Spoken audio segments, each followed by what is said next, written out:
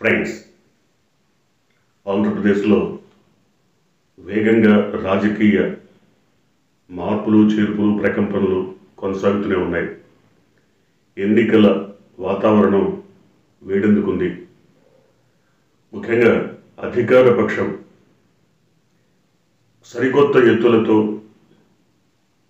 ముగ్గులోకి దిగాలని, రణరంగాన్ని తలపించేలా ఎన్నికల కురుక్షేత్రాన్ని సాగించాలని ప్రయత్నాలు చేస్తుంది. ముఖ్యంగా 175 స్థానాలు దక్కేలా సరికొత్త ప్రయోగాలతో ముందుకు వెళ్లాలని అధికార పక్ష అధినేత జగన్మోహన్ రెడ్డి నిర్ణయించారు. ఆ మేరకు చర్యల్ని ప్రారంభించారు. గత 5-6 రోజుల క్రితం లేదా ఒక వారం క్రితం ఆయన ఒక 3 ఎమ్మెల్యేలకి నో టికెట్ అని చెప్పేశారు. వారి స్థానంలో కొత్త వారికి అవకాశాలు కల్పించారు. అలాగే ఉభయ గోదావరి జిల్లాల్లో దాదాపు 34 అసెంబ్లీ స్థానాలు ఉన్నాయి. ఈ అసెంబ్లీ స్థానాల్లో సుమారు 6గురికి స్థానభ్రంశం జరగబోతోంది. 6 ఎమ్మెల్యేలకి టికెట్ లేదని చెప్పే అవకాశం కనబడుతోంది. వీరిలో ఒక 3 ఎంపీలుగా ఉన్నవారు ఎమ్మెల్యేలుగా రాబోతున్నారు. మరో 3 కొత్త వారికి అవకాశాలు వచ్చేటువంటి అవకాశం ఉంది. అంటే 3 కొత్త వాళ్ళు, 3 ఎంపీలుగా ఉన్నవాళ్ళు ఎమ్మెల్యేలుగా వస్తారు. ఈ 6గురిలో అవసరమైతే ఒకరిద్దరిని ఎంపీలుగా పంపించేటువంటి వీలు కూడా ఉంది. అలాగే మరికొన్ని జిల్లాల్లో కూడా జగన్మోహన్ రెడ్డి ఈ కసరత్తును ప్రారంభించారు. వాళ్ళకి గెలుపు అవకాశాలు ఉన్నాయా లేదా అసలు సర్వేలు ఏం చెప్తున్నాయి, గ్రౌండ్ రిపోర్ట్ ఏంటి, వీటన్నిటినీ ఓపెన్గానే డిస్కస్ చేసి పార్టీలో కీలకమైనటువంటి బాధ్యతలు అప్పగిస్తామని, లేదా ఇతరత్ర ఎమ్మెల్సీలు కానీ, రాజ్యసభ సభ్యులు కానీ, కార్పొరేషన్ చైర్మన్లు కానీ ఇలాంటి అనేక రకాల అవకాశాలు మునుముందు చాలా ఉంటాయి. కాబట్టి వీటన్నిటిలో ఇప్పుడు ఎవరైతే స్థానభ్రంశం జరిగి సీట్లు కోల్పోయారో వారికి ముందు వరుసలో అగ్రస్థానం ఇచ్చి అవకాశం ఇస్తామని జగన్మోహన్ రెడ్డి నచ్చ చెబుతున్నట్టుగా చెప్తున్నారు.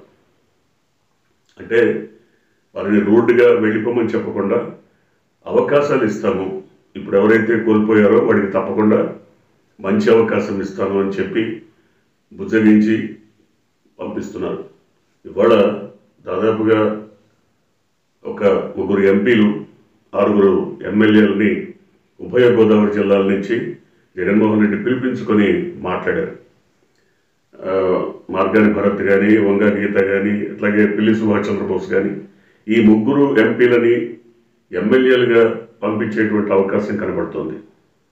వారి స్థానంలో ఇప్పుడు ఎవరైతే స్థానభ్రంశం చెందారో ఆ ఎమ్మెల్యేలు ఎంపీలుగా వస్తారా, లేదా వారికి పూర్తిగా టికెట్ లేదని చెప్పేసి కొత్త వారికి అవకాశం ఇస్తారో చూడాలి. ఇది ఏమైనా కొంతమంది మంత్రులుగా ఉన్నవారికి కూడా ఉభయ గోదావరి జిల్లాల్లో టికెట్ లేదని చెప్పడమా, లేదా వారిని ఎంపీలుగా పంపించడమా జరగబోతోంది. ఏది ఏమైనప్పటికీ ఈ కసరత్తు వల్ల అవతల పార్టీలు, అంటే ప్రధాన ప్రతిపక్షం తెలుగుదేశం కానీ, తెలుగుదేశం జనసేనతో జట్టు పెట్టి నిన్ననే చంద్రబాబు పవన్ కళ్యాణ్తో మాట్లాడి ఒక అవగాహనకు వచ్చినట్టుగా చెప్తున్నారు. అయితే ఈ అవగాహన ఒప్పందం సఫలీకృతమైందా కాలేదా అన్న విషయం మాత్రం బయటికి రానివ్వలేదు. దాదాపుగా అందరూ అనుకుంటున్నది ఒక దశలో, అంటే కొన్ని స్థానాల విషయాల్లో అవగాహన రాహిత్యం కొంత జరిగింది. అందువల్ల పూర్తిగా ఫలప్రదం కానందువలనే ఈ చర్చల విషయాలని బయటపెట్టలేదు. వీటిని ఆంధ్రప్రదేశ్లో అక్కడికి వెళ్ళి మరి అక్కడ మీడియాకి వెల్లడిస్తామని చెప్పడం వెనక పూర్తిగా సఫలీకృతంగా అనేటువంటి చర్చల అంశమే కారణమని ఒక వార్త బయట హల్చల్ చేస్తుంది. కావచ్చు పూర్తిగా, ఎందుకంటే దాదాపు కనీసం 30 స్థానాలు కావాలని పవన్ కళ్యాణ్ కోరుతున్నట్టుగా వార్తలు వస్తున్నాయి. 30 స్థానాల్లో 3 గెలుస్తారా అన్నది చంద్రబాబు ప్రశ్న. ఎందుకంటే తెలుగుదేశం ఒకవేళ నిఖార్సైన మాట కట్టుబడి ఓట్లేసిన జనసేనకు ఆ మేరకు సత్తా ఉందా? మనం చూస్తున్నాం. వాళ్ళకి 40%, వీళ్ళకి ఒక 6%, 46% అవుతుంది. 51% ఓట్లు వైసీపీకి ఉన్నాయి. ఎట్లా గెలుపు ఎట్లా సాధ్యం? ఇప్పుడు పోయినసారి 6% ఉంటే ఇప్పుడు కూడా 6 రావాలని ఏం లేదు. 3 పడిపోవచ్చు, 2 పడిపోవచ్చు. అలాగే 39.5% చంద్రబాబుకి వస్తే అప్పుడు 39 లేదు, 40% అనుకోండి. 40% ఓట్లు ఇప్పుడు రావాలని ఏం లేదు. అది 32 పడిపోవచ్చు, లేదా 29 పడిపోవచ్చు. కాబట్టి ఏం జరుగుతుంది? ఈ గెలుపు అవకాశాలు లేదా వీళ్ళకి సీట్లు కేటాయింపులు లేదా కొంతమందిని జనసేన పేర తెలుగుదేశం అభ్యర్థుల్ని రంగంలోకి తెచ్చటం, ఇట్లా రకరకాల అంశాలని చర్చించారు. అయితే ఇవి ఒక కొలిక్కి రాలేదు, సంపూర్ణంగా ఒక ముడిపడ్డ అంశం కాలేదు అని వార్తలు వస్తున్నాయి. ఏది ఏమైనా అధికార పక్షంతో పాటు ప్రతిపక్షం కూడా ఎన్నికలకి సమాయత్తమవుతోంది, ధీటుగా జవాబు ఇవ్వాలని ప్రయత్నాలు చేస్తోంది. అయితే వీటన్నిటి మధ్య బీజేపీ పాత్రని గురించి చాలామంది విశ్లేషకులు అనేక రకాల అభిప్రాయాలను వెలువరిస్తున్నారు. ముఖ్యంగా బీజేపీ ఎటువైపు మొగ్గు చూపుతుంది? అంటే టీడీపీ జనసేన కూటమిలో బీజేపీ కూడా చేరుతుందా, లేదా బీజేపీ స్వతంత్రంగానే వ్యవహరిస్తుందా? ఏంటి బీజేపీ స్టాండ్ అని ఒక పక్క చంద్రబాబు నాయుడు పవన్ కళ్యాణ్ని కలిసి ముచ్చటిస్తున్న సమయంలోనే ఆంధ్రప్రదేశ్ బీజేపీ శాఖ అధ్యక్షురాలు హరిరామజోగయ్యను కలిసి తమకి మద్దతు ఇవ్వాల్సిందిగా కోరడం ఒక రకమైన రాజకీయ విచిత్రమైన పరిస్థితి. హరిరామజోగయ్య అవునన్నా కాదన్నా జనసేనతో అంటగడుతున్నటువంటి విషయం అందరికీ తెలుసు. మరి జనసేన ఇవాళ తెలుగుదేశంతో వెళ్ళాలని నిర్ణయించుకున్న తర్వాత మరి బీజేపీతో ఏ రకమైన సంబంధ బాంధవ్యాలు కలిగి ఉంటుందన్న విషయాన్ని స్పష్టం చేయటం లేదు. బీజేపీతో దాదాపుగా నో చెప్పినట్టే పవన్ కళ్యాణ్ పలు సందర్భాల్లో మాట్లాడిన మాటలను బట్టి అర్థమవుతుంది. అంటే ఆంధ్రప్రదేశ్లో బీజేపీతో తెగదెంపులు చేసుకున్నట్టుగానే అర్థమవుతోంది. మరోపక్క తెలంగాణలో ఇక రాబోయే పార్లమెంట్ ఎన్నికల్లో మాకు జనసేన పొత్తు అక్కర్లేదు, మేము ఇండివిజువల్గానే వెళ్ళిపోతామని తెలంగాణ రాష్ట్ర బీజేపీ శాఖ అధ్యక్షుడు కిషన్ రెడ్డి స్పష్టంగా చెప్పేశారు. అంటే ఇక్కడ కూడా జనసేనని బీజేపీ వదిలించుకుంది. అక్కడ కూడా అంతే స్పష్టంగా బీజేపీని వదిలించుకోవడానికే జనసేన చూస్తోంది, జనసేనను వదిలించుకోవడానికి బీజేపీ చూస్తోంది.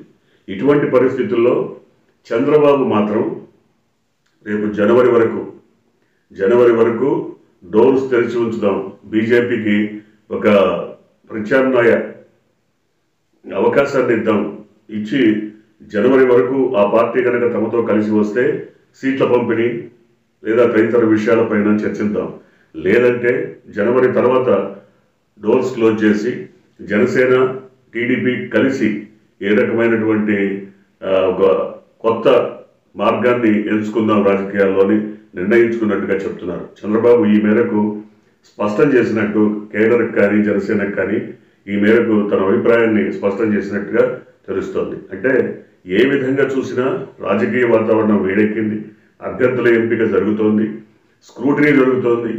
అలాగే అధికార పక్షం కానీ ప్రతిపక్షం కానీ ఎవరైతే సమర్థులైనటువంటి అభ్యర్థులు ఉన్నారో వారిని గుర్తించి ఎంచుకొని మరి వారిని పిలిపించి మాట్లాడి బాధ్యతలు అప్పగించే పనులు కూడా జరుగుతున్నాయి. ముఖ్యంగా జనసేనకు కానీ టీడీపీకి కానీ సమర్థులైనటువంటి అభ్యర్థుల జాబితా ఉందా అంటే లేదని చెప్పాలి. వాళ్ళంతా కూడా అధికార పక్షం ఎవరినైతే బయటికి పంపిస్తుందో, ఎవరికైతే సీట్లు లేవని టికెట్లు రావని చెప్పి పంపిస్తుందో వారందరినీ తమ వైపు ఆకర్షించి తమ అభ్యర్థులుగా రంగంలోకి దించాలనే ప్రయత్నాలు కూడా సాగుతున్నట్టుగా చెప్తున్నారు. అంటే దాదాపుగా జనవరి వరకు ఈ ప్రయత్నాలన్నీ ఈ నెలాఖరి వరకు దాదాపుగా జగన్మోహన్ రెడ్డి ఈ స్క్రూటినీ అంతా పూర్తి చేసేటువంటి అవకాశం ఉంది. జనవరిలో ఎవరైతే బయటకు వచ్చారో వైసీపీ నుంచి వారందరినీ గ్రాప్ చేసి తమ అభ్యర్థులుగా రంగంలోకి దించాలనే ప్రయత్నాలు కూడా సాగుతున్నట్టు వార్తలు వస్తున్నాయి. అదే నిజమైతే వైసీపీలోనే ఓడిపోతారని చెప్పినటువంటి అభ్యర్థులు పనికిరారని బయటికి పంపించినటువంటి వారిని తెలుగుదేశం కానీ జనసేన కానీ చేరదీసి టికెట్లు ఇస్తే గెలుస్తారా? ఇదొక ప్రధానమైనటువంటి ప్రశ్న. చూడాలి. ఎందుకంటే రకరకాల ఈక్వేషన్స్లో జగన్మోహన్ రెడ్డి కొంతమందిని పక్కకి తప్పిస్తున్నారు, టికెట్లు లేవని చెప్పేస్తున్నారు. అలాగే ఎవరైతే బలంగా పార్టీ కోసం పనిచేశారో టీడీపీలో, అట్లాగే తమ సొంతంతా ఖర్చు పెట్టారో అలాంటి వారికి మరి టికెట్లు లేవని చెప్పే పరిస్థితి వస్తుందా? ఎందుకంటే జనసేనకు కొన్ని త్యాగం చేయాల్సినటువంటి అవసరం ఉంది కాబట్టి మరి జనసేన ఆ మేరకు సరైనటువంటి అభ్యర్థులను ఎంచుకొని రంగంలోకి దించుతుందా? మరి ఎవరిని రంగంలోకి దించబోతోంది? ఇది కూడా చాలా కీలకమైన ప్రశ్న. ఎందుకంటే సమర్థుడైనటువంటి అభ్యర్థి కానప్పుడు టీడీపీ ఓట్లేదు, బయట వాళ్ళు ఓట్లేదు. అభ్యర్థి యొక్క సమర్థత, పలుకుబడి, దక్షత, రాజకీయంగా ఉన్నటువంటి నేపథ్యం ఇవన్నీ చూస్తారు. జనసేన నిలబెడుతున్నటువంటి అభ్యర్థులకు ఇలాంటి లక్షణాలు ఎక్కడ, అవకాశాలు ఎక్కడ లేనట్టుగా కనబడుతున్నాయి. చూడాలి ఏం జరుగుతుందో. మొత్తం మీద రణరంగంగా మారినటువంటి ఆంధ్రప్రదేశ్ రాజకీయ పరిస్థితి మొత్తం కూడా సరికొత్త మార్పులతో, చేర్పులతో, కొత్త అవతారంతో, కొత్త రూపుతో ఎన్నికల నాటికి ప్రజల ముందు ఆవిష్కృతమవుతుందని భావించాలి. చూద్దాం ఏం జరగబోతుందో.